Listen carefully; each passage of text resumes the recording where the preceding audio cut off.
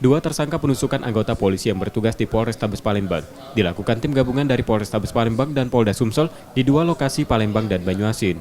Saat proses penangkapan dua tersangka, polisi menembak mati satu tersangka karena melakukan perlawanan saat proses penangkapan.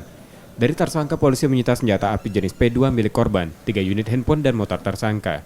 Polisi menerangkan peristiwa penusukan dan pencurian senjata api yang dilakukan tersangka pada anggota polisi karena hutang piutang. Sebab salah satu tersangka marah pada korban yang telah menggadaikan motornya.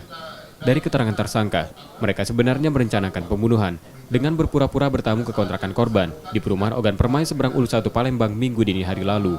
Saat itulah tersangka melakukan penyerangan dengan menusuk korban menggunakan senjata tajam karena korban melawan dan berusaha mengambil senjatanya. Sudah diketahui motif, yaitu masalah uang atau ekonomi. Dari satu orang pelaku itu dijanjikan untuk masalah gadai, untuk hutang-hutang kendaraan motornya untuk digadaikan. Namun demikian pelaku kesal terhadap korban anggota kami yang terus mengulur-ulur janjinya tersebut. Kemudian dengan kesalnya pelaku melakukan penusukan terhadap si anggota tersebut dan merampas senjata api yang sedang dalam penguasaan si korban. Satu tersangka kini masih diperiksa intensif polisi untuk mengembangkan motif peristiwa tersebut. Sementara korban masih menjalani perawatan di rumah sakit akibat luka tusukan yang dialaminya. Yudi Kiswanto, Kompas TV, Palembang.